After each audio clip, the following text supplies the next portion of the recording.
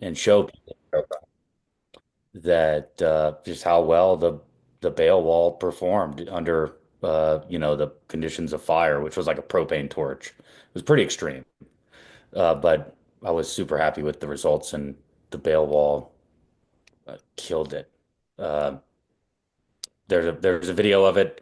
We videoed it all, and I put my face on the opposite side of the wall after an hour, and it was 74 degrees on the opposite side of the wall in 90-degree ambient temperature, which was cool. So Very cool. that's what I do, based out of Boise, and we're a design build firm out here, and that's what we do. Awesome. Thank you. Kirby, how about you next? Sure, my name's Kirby Hancock. I'm an architect here in Bozeman, Montana. I work for a firm called High Plains Architects, which is out of Billings, primarily focused on high performance buildings and historic renovations. I've had a long term interest in hempcrete and hemp building materials. Done some research on that and just trying to see that get into more mainstream avenues. I know there's some other hempsters on this group as well, so happy to collaborate. Thanks. Thanks, Kirby. Reed, you're next. Hey, hey everyone, Reed Weber. I have a company up in Sandpoint, Idaho, in the Panhandle.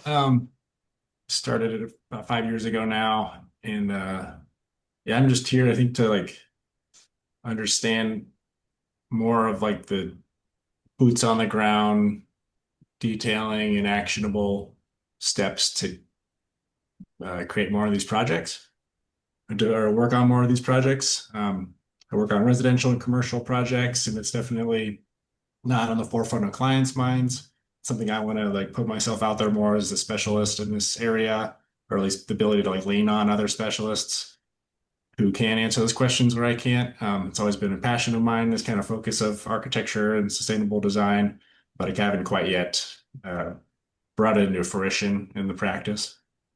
On a side note, I'm also building a house starting this fall for myself and planning on doing it out of straw bale. So I'm learning a lot about that. Took a couple workshops last summer. So just that's like a little side passion project of mine that's happening right now that I want to, carry forward into my own work and just, everything involved with everything under the sun that is kind of architecture and sustainability and especially with more renewable resources in this area. So thanks. Oh, you're muted, Lindsay.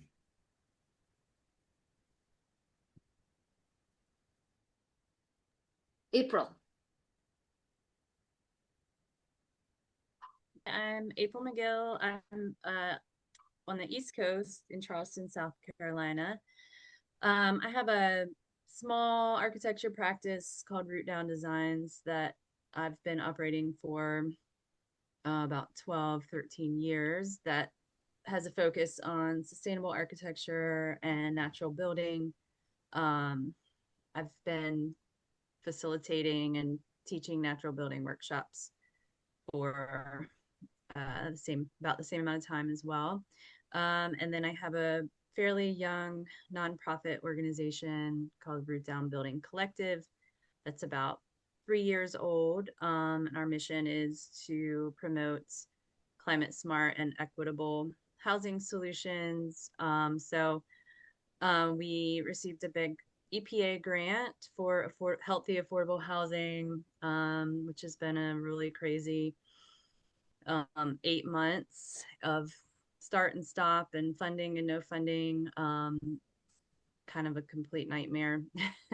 But anyway, still trying to figure out kind of how to use this nonprofit. I have a vision of it being a collective where we really can use this as a big umbrella where lots of design professionals can come together and work on projects. So I'm really excited about this group and hoping to kind of brainstorm on ways that we can cross collaborate and share resources and just help promote each other and support each other's work, as we're all kind of trying to advance very similar things. So yeah, I'll stop there. Awesome. Thank you. Paige, I know who you are because of your CLB hat, but I don't think I've met you before. No, we haven't met. So nice to meet you virtually.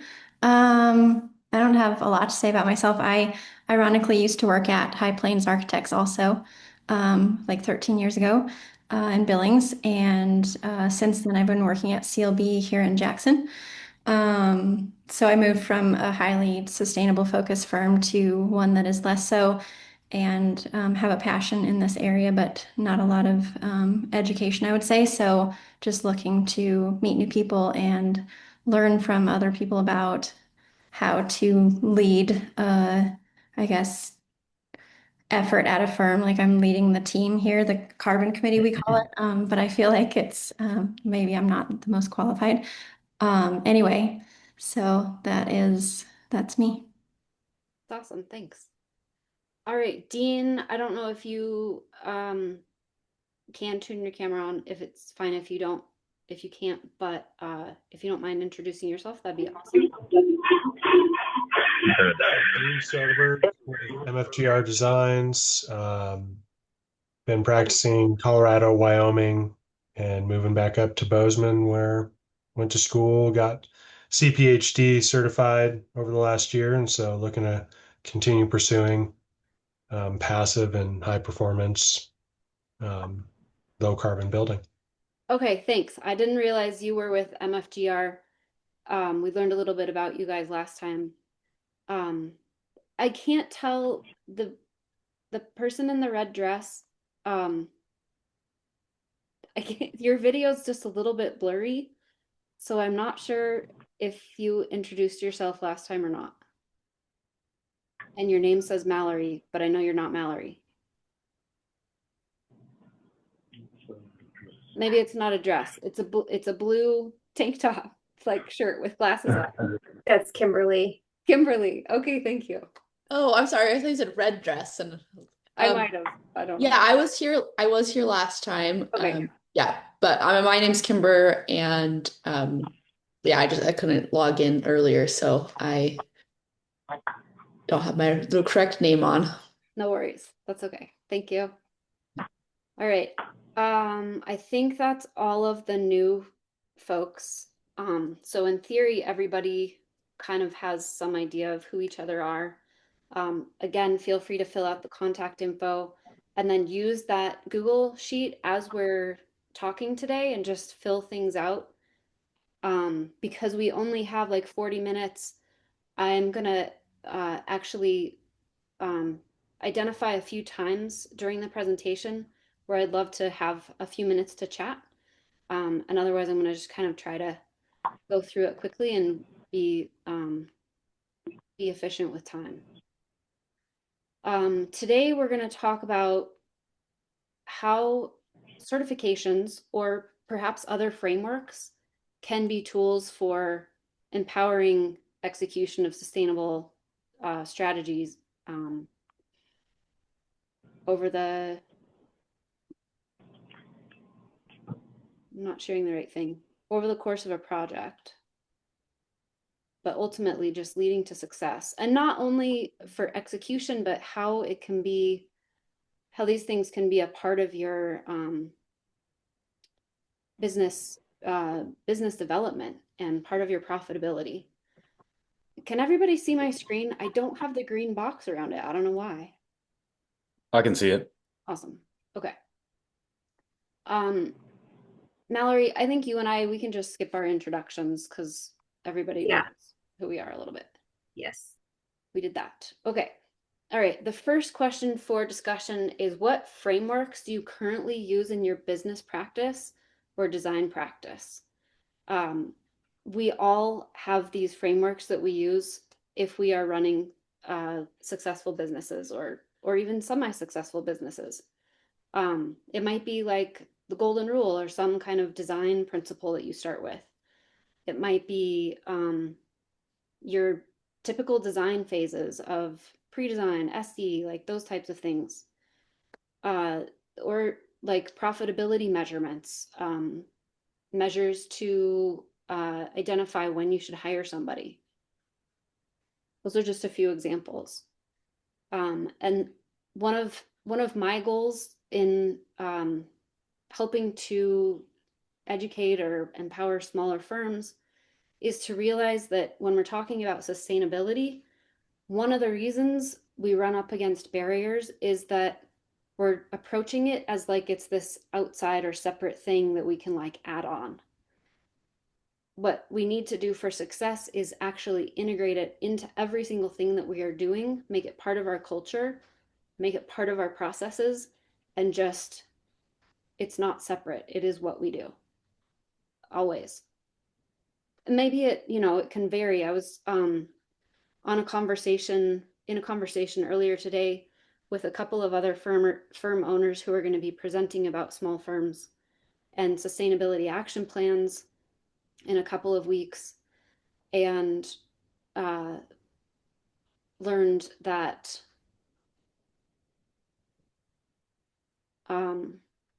completely forgot what I was going to say about that. All right, I'm just going to move on. It's okay. It happens to me all the time, Lindsay. Thanks. I haven't slept enough this week.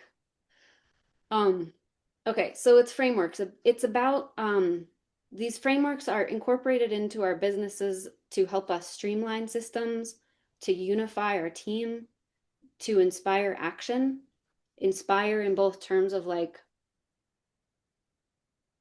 aspirational inspiration, but also inspired action just in like requiring us to take action.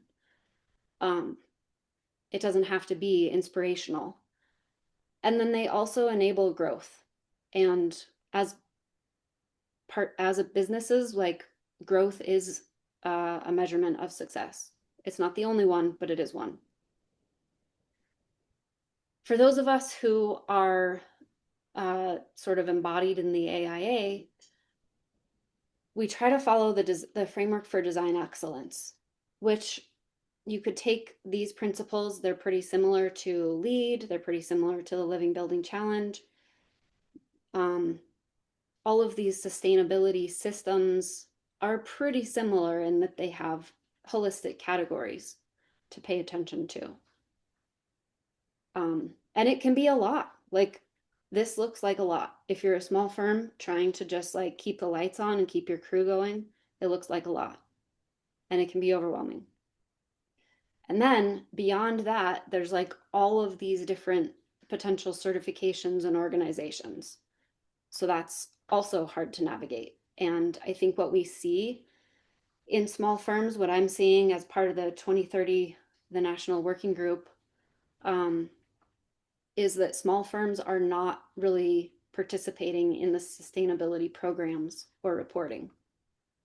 And one of the only reasons we know that is because we have this program and we know who's signing up for it or not signing up. And I just want to acknowledge that being a small firm owner myself, like I get it. I understand. And that's part of why I am sort of analyzing and evaluating and trying to help small firms like kind of find sustainability hacks. Even like that's not a term that I would say in front of the National 2030 Working Group, but if there are things that we can implement or adopt that make it easier, then we should.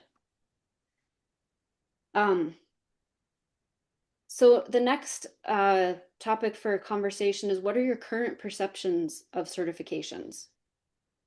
Are you using any of them? And are there principles that you incorporate? Do you think they have value? Do you think they don't have value? And let's take a few minutes. I would love to hear your thoughts on this.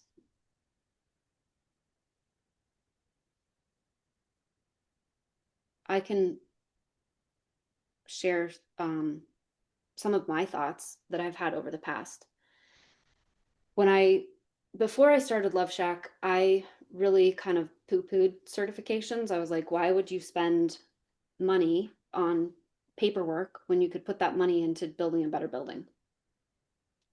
And I'm not here to promote certifications now. I haven't I haven't decided one way or the other that certifications are the way to go or not the way to go, but we used them at Love Shack to sort of like circumvent all of the challenges within navigating how to execute sustainability, that big broad term. We used them to just provide that framework that we could incorporate into our business processes. Does anybody else have any perceptions? Do you hate them? Do you think they're just a waste of time? I'll just throw out there, I've not actually having gone through any of these certification programs firsthand, just being generally aware of them, but trying to, include them in projects where it makes sense or if the client's interested in that. So I'll just from my firsthand experience presenting it to clients, maybe I'm doing a poor job of it, but they're typically just like, we're not interested in certifying this thing. We don't need to spend the money. Well, like you were just saying, Lindsay, like we'll just put that money in the design itself and the construction itself. And so that's kind of where the conversation usually ends.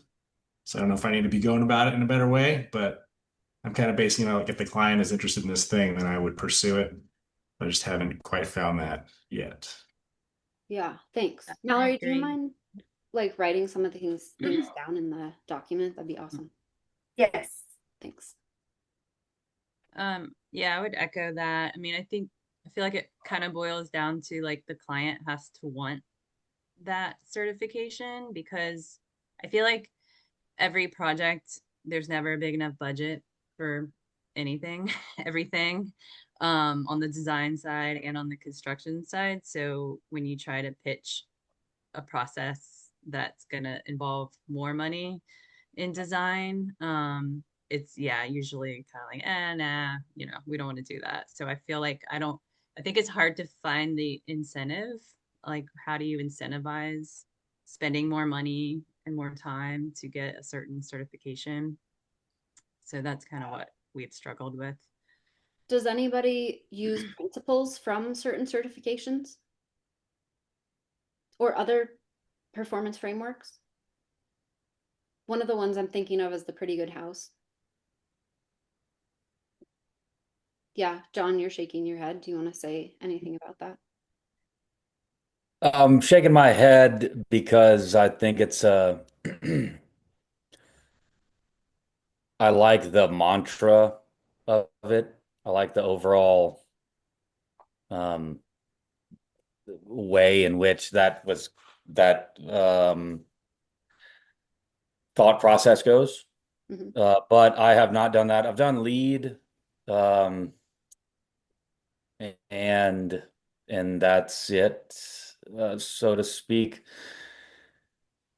I'd echo kind of what you're saying, what all of you guys are saying. A lot of times it gets X'd initially, and it does have some utility as a guideline for how to approach sustainable design and sustainable construction.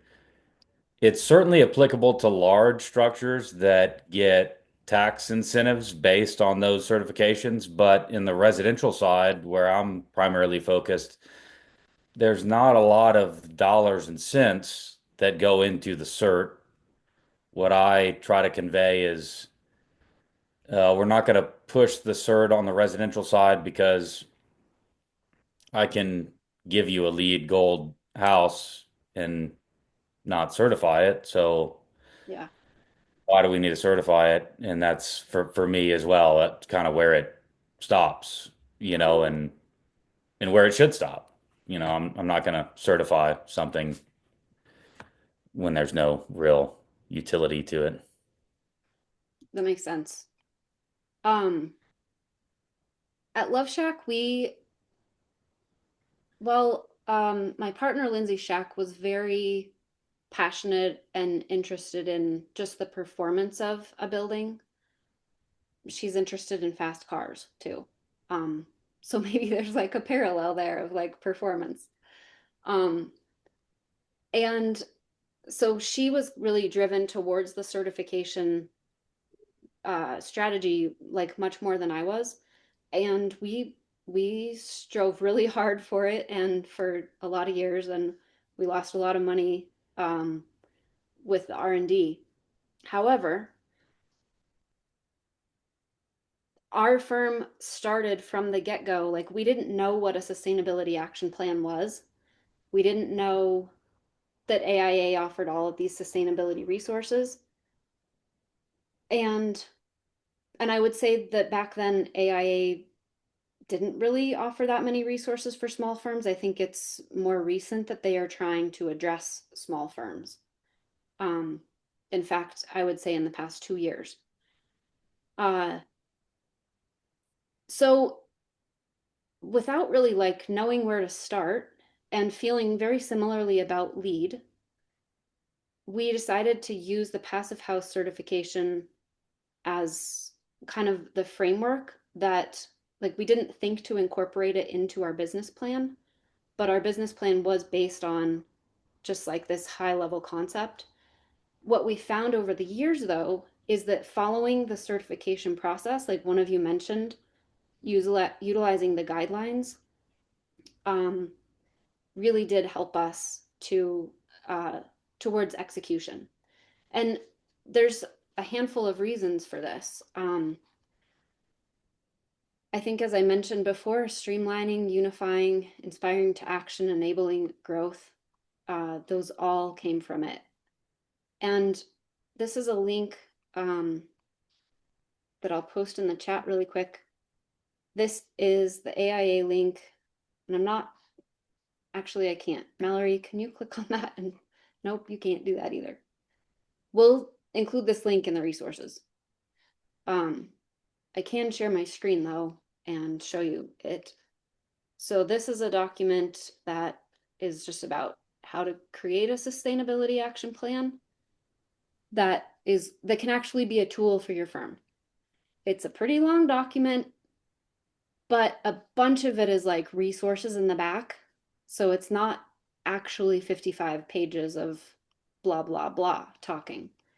And then at the very end, page 53 is this 2-pager that is specific for small firms. And it just kind of breaks it down and simplifies it. It's about acknowledging the benefits, setting goals, and then what do you get out of those goals?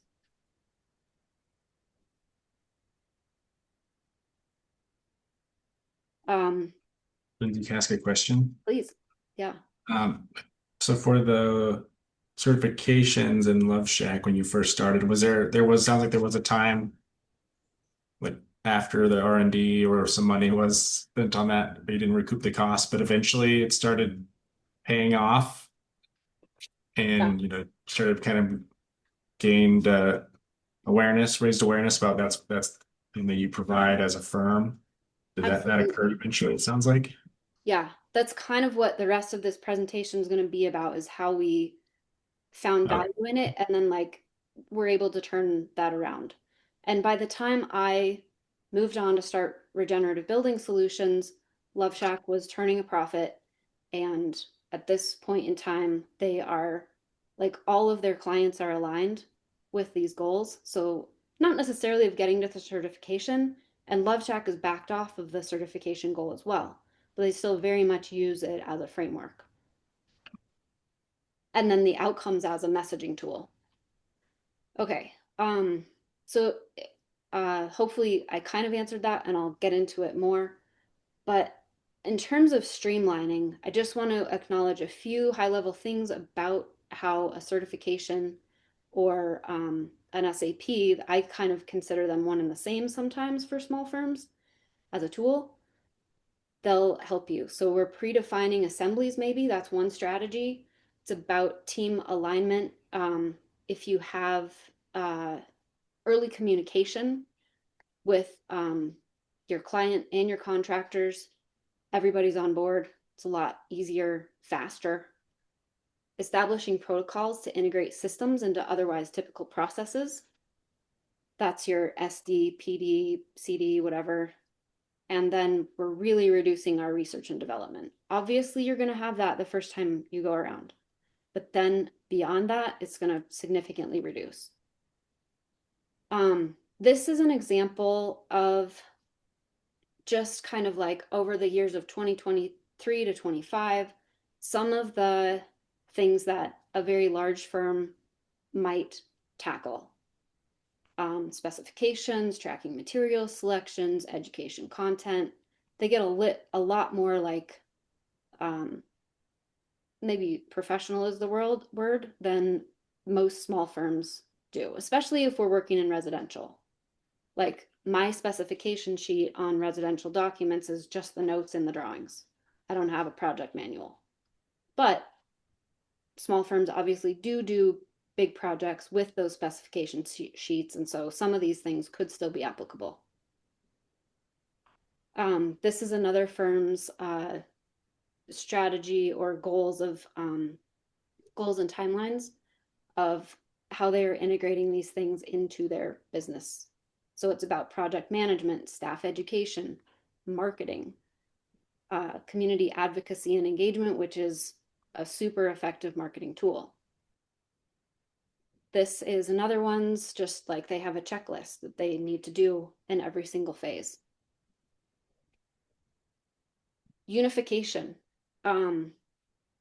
Obviously, having a greater goal really unites the team. When we were trying to work with contractors who said they were familiar with Passive House, but they had not taken a training and we weren't necessarily going for the certification, it just didn't work. When I say it not working, meaning trying to, well, actually, let me explain what I mean by it didn't work. A, we didn't hit the metrics we were seeking. B, we designed really elaborate drawings that represented what the client hired us to execute. And then they didn't see the value of our work because the contractor wasn't interested in executing. We didn't have unification. So it wasted the client's money. Reduce or eliminate negotiation points, like that's a big one. And then again, just team alignment, like starting from the beginning. Inspiring to action, this is what I was kind of talking about initially, like there's that aspirational aspect of getting into action. When we want that outcome, we are encouraged to do a thing, but also just having a framework of a set of goals to work through is also productive. And one thing that I really want to acknowledge here is social capital or influence. And I'm not talking about like, well, I do want to say that certifications are, unfortunately, they're kind of a greater tool to share success because it's marketed and branded. I don't love that about it, but I do acknowledge that I've been doing research on other small firms that are saying they do sustainability, and when they have a badge or a certification on their website, it's kind of just, in our culture, we like things packaged, and it's easier to convey that. Social capital is the most effective tool for influencing and creating change. And honestly, I don't think that the construction industry or architecture industry have really done a great job of being influential over the past 20 years or so.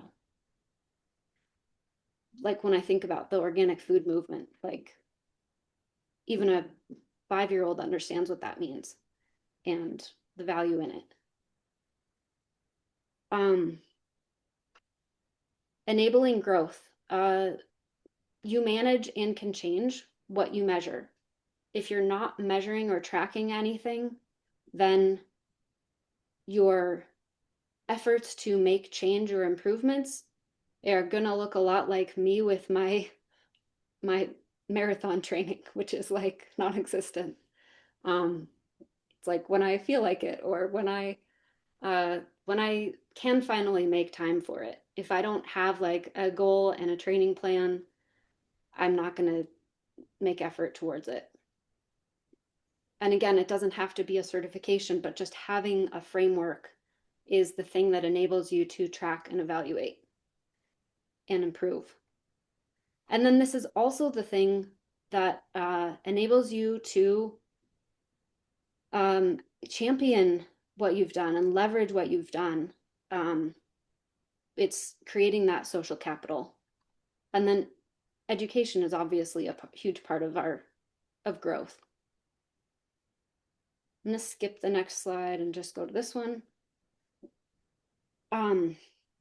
We've kind of talked about this a little bit. Some of you have mentioned certain ones that you like. John, you mentioned LEED. Have any of you found a certification or framework that you want to explore more? Personally, PHI, Passive House. I think what's drawn me to that has been more of a quantification, whether or not it's certified. It is hard numbers versus a checklist that is more for show, for lack of a better word. It has less hard data behind it. Yeah, totally. I don't want to be an advocate for Passive House for FIAS or PHI, but I do want to credit those certifications for being the best to like bring market value.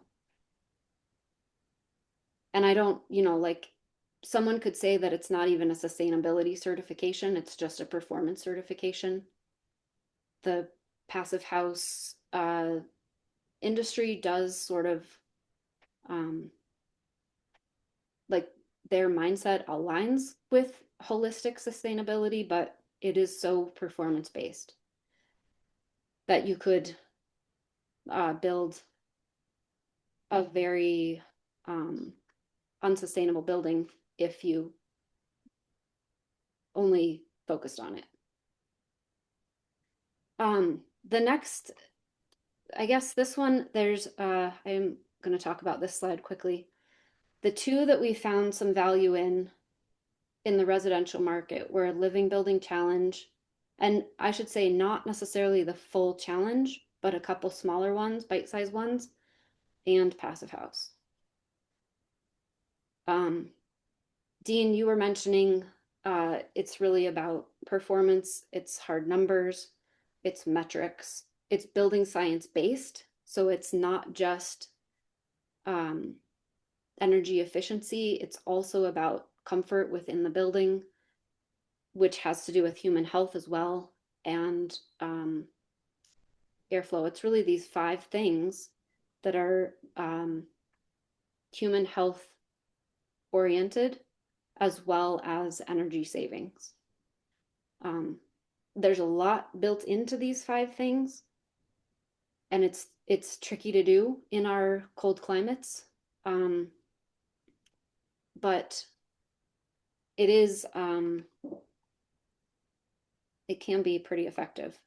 There are a lot of resources out there. There's 2 organizations, and this is the one certification type that I would say really does address that we need to bridge from design to the construction realm.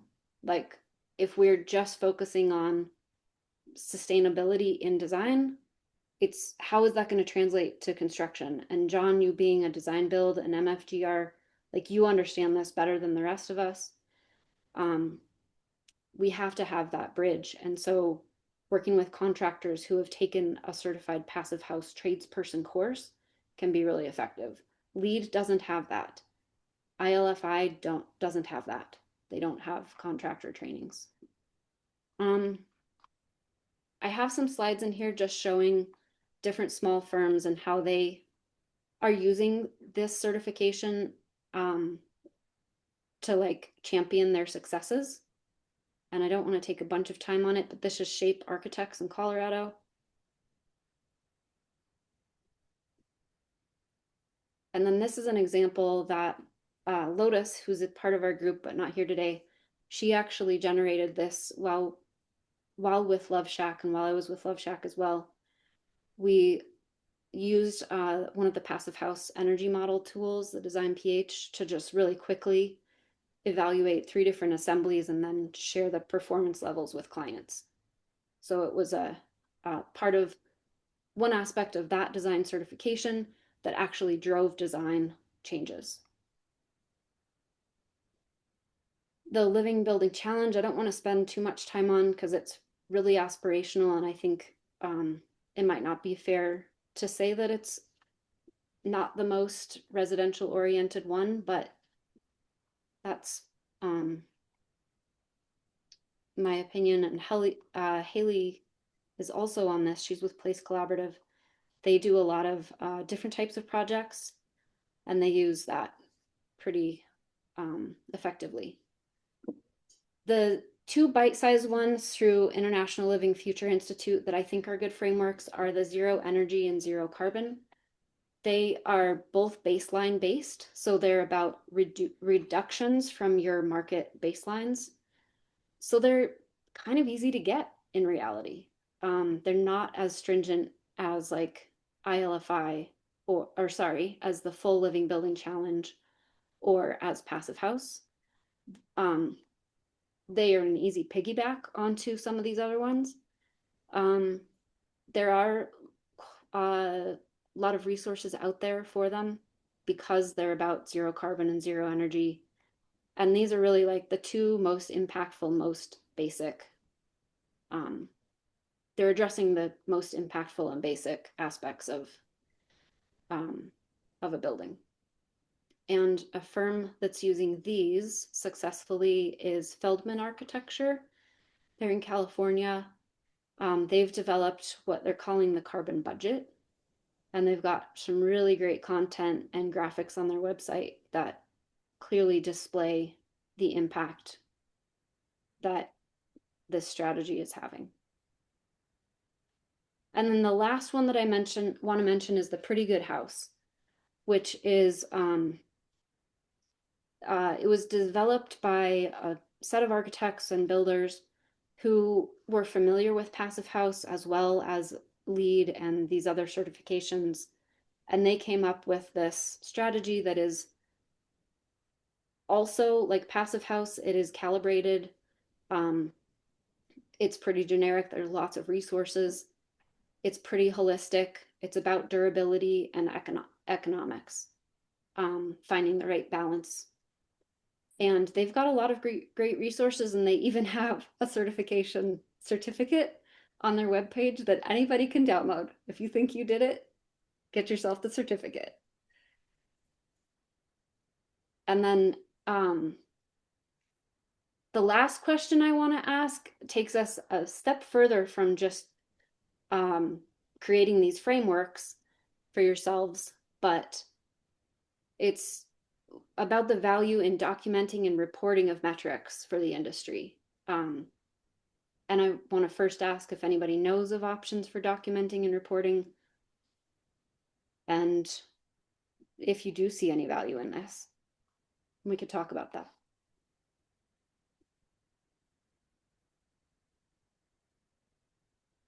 I think there's value in it, but it's hard to do and fraught with variables that are hard to control.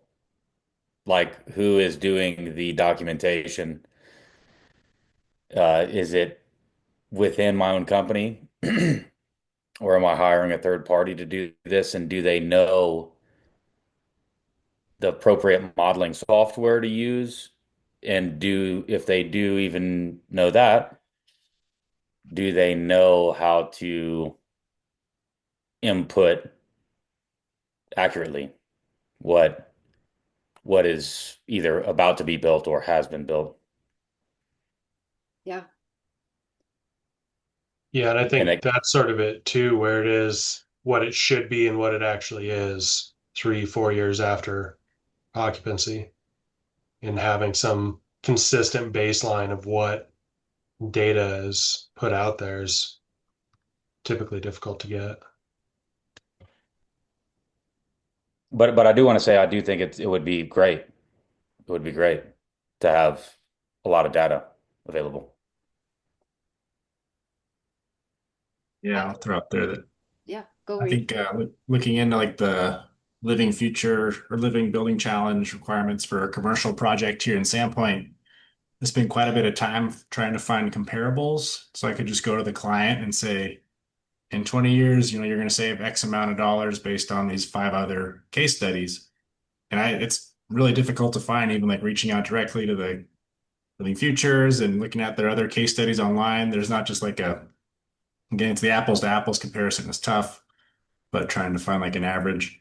I don't, at least from what I found in that Living Building Challenge certification, it was tough to find any sort of reporting that I could use to then convince the client to do this thing, to then, create more projects like it. Yeah.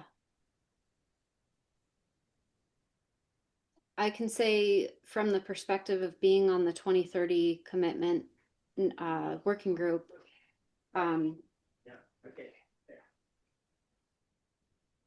sorry, some background noise there. That it okay, so the background of that is it's called to be on the 2030 commitment, or to be a signatory firm, you have to sign a letter, create an SAP, and those are the only two requirements. In fact, I don't know if you actually have to create an SAP. That might have been a new added requirement this year.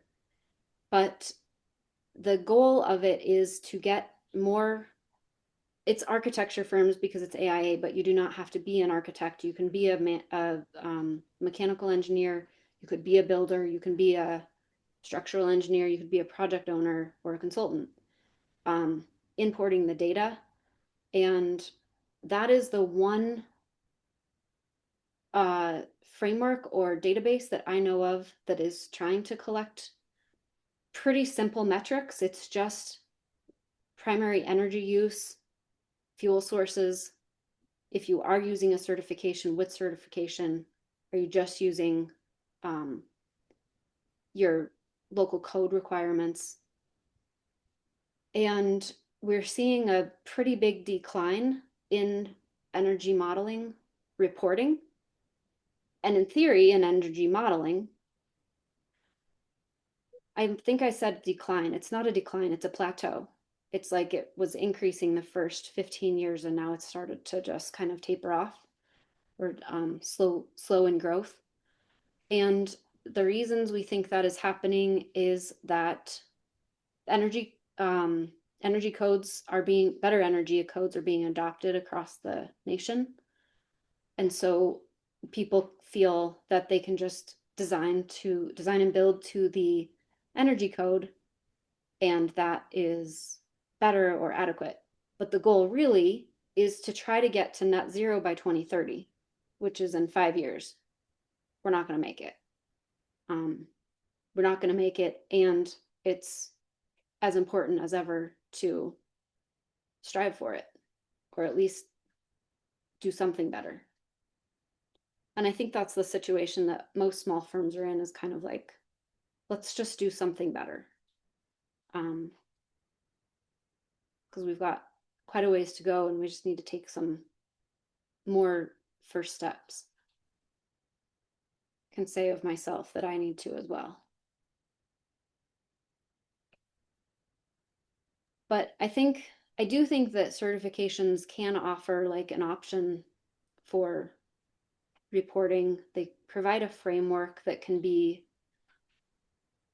remove a lot of the mystery from creating sustainability within your firm. And I think that they can provide some value.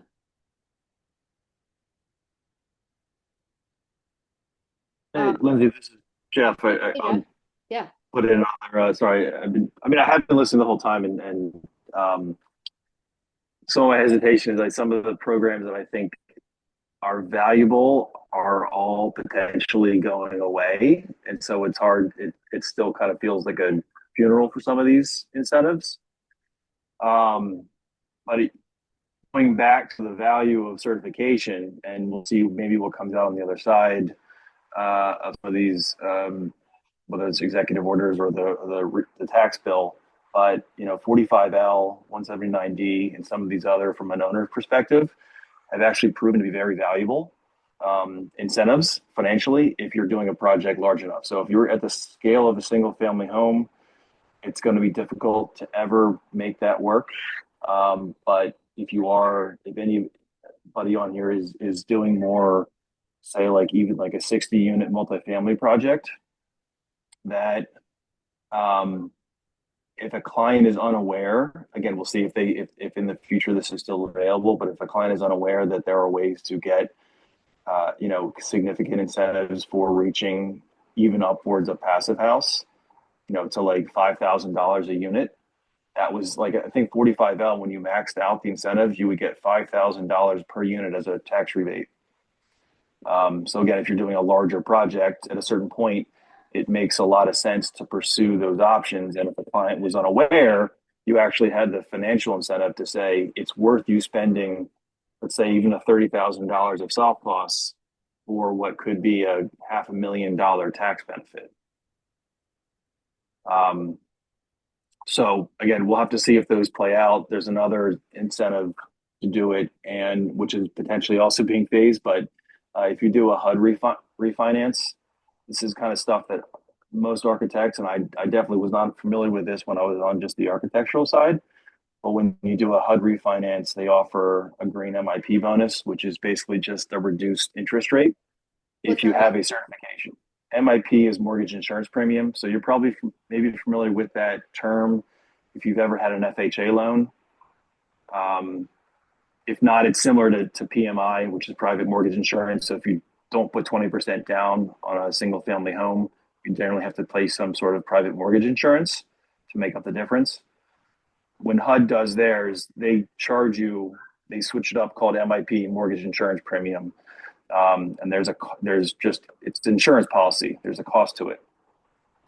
And so instead of paying like 2% of the entire value of the loan, they would give you, so sorry to get too much in the weeds on some of these things, but if you got a certification, say Energy Star, they would reduce that 2% by 25 basis points or a quarter percentage point. That quarter percentage point over a 40-year or 30 or 40-year loan could be $1 million on a large enough project, right? So again, like the life of the value of the certification over the life of the term more than outweighs, again, what might be a $30,000 or $40,000 soft cost upfront to do the work for an Energy Star certification. Again, some of these programs may be going away, but there was an incentive to do and get the certifications financially if you're doing a large enough project to warrant it. Yeah, thanks for that.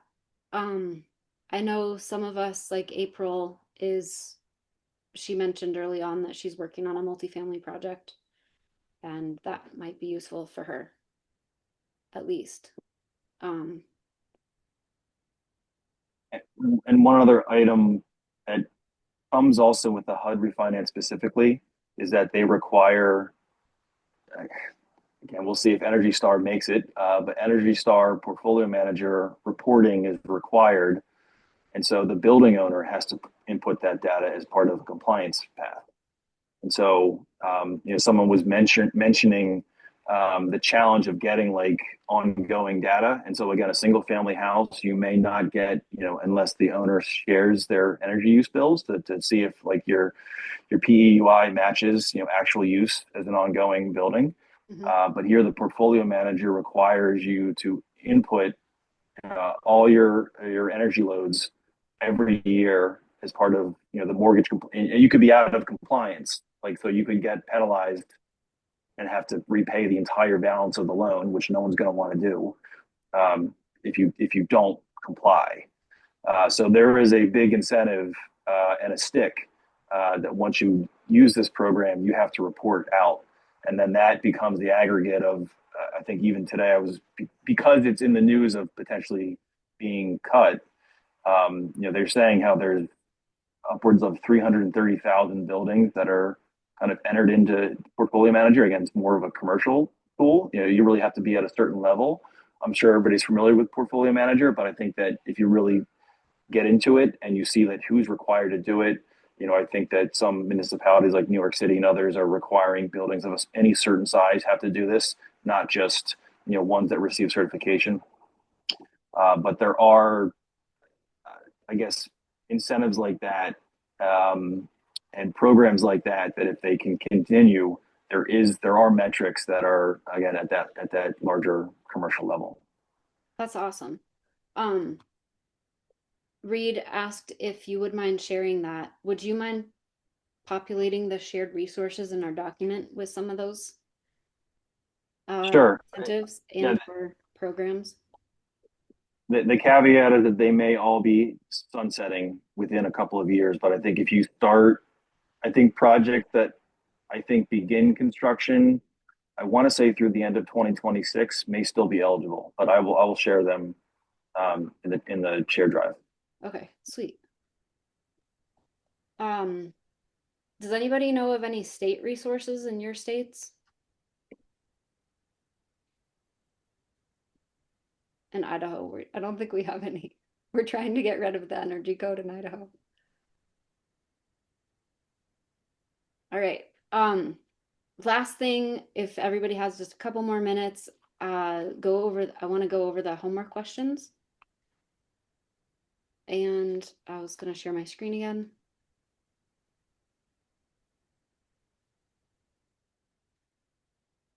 Here we go. They're little. Let me make them bigger.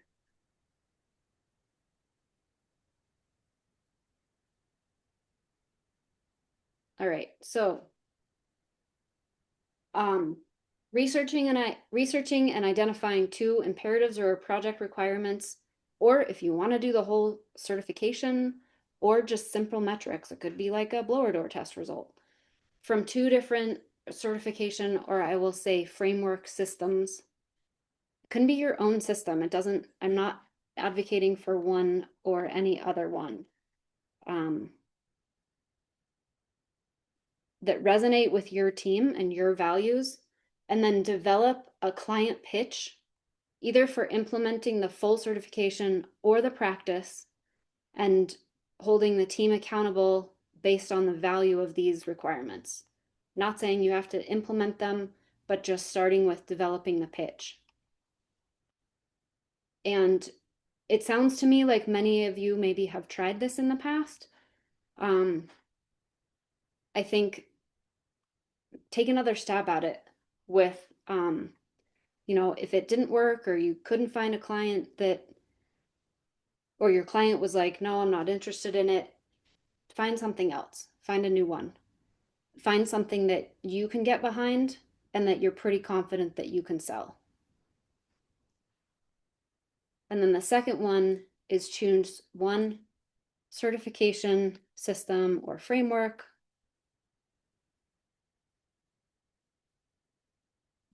Again, it can be your own system that your team will commit to learning and implementing the principles of.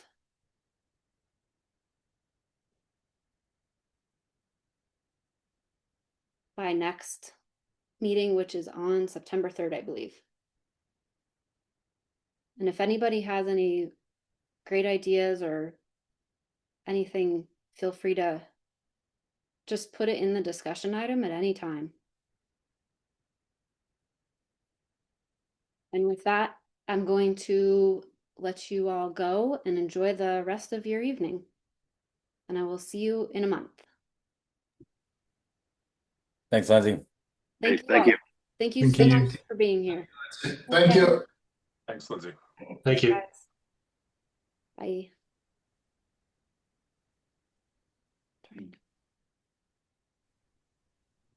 Thank you guys. Thanks. Thank you. Bye. Thanks, Jessica and Mallory. No problem, Lindsay. Didn't know if you needed me to stick around a little bit. Did you want to chat or are you?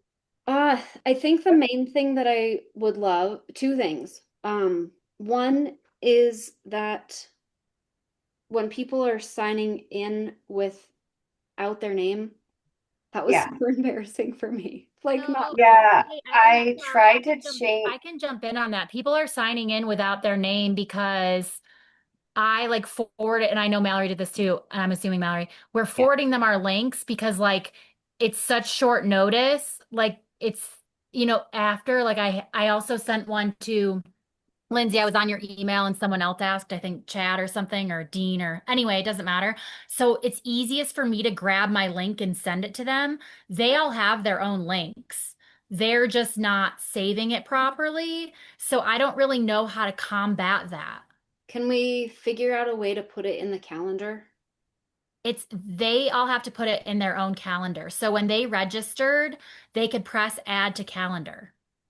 Okay, then we need to ask them to do that. Yeah. Maybe we already have, but Yeah, 'cause someone asked me for the link. I think it was April, probably a few days ago. And so I sent her the link of like, click on this. You have to register yourself so that you get the calendar invites.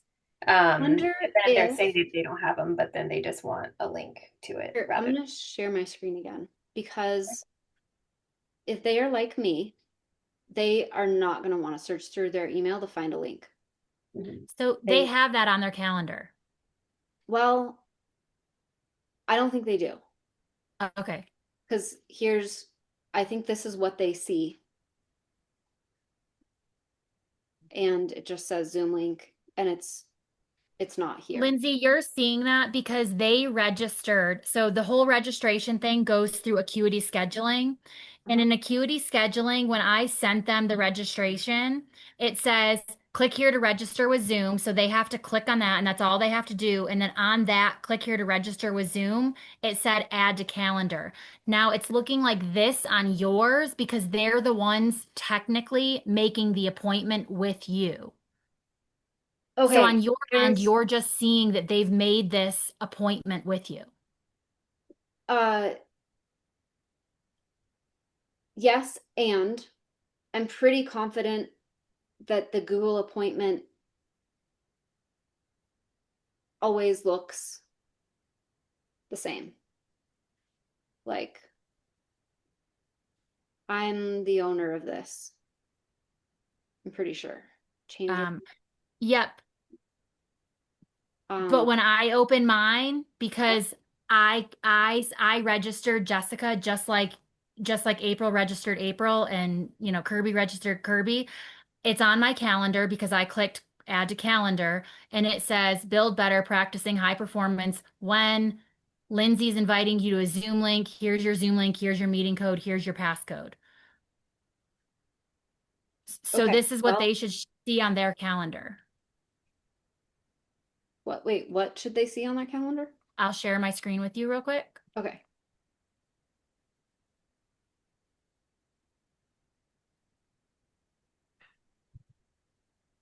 Can you guys see my calendar? No. You have to give me permission.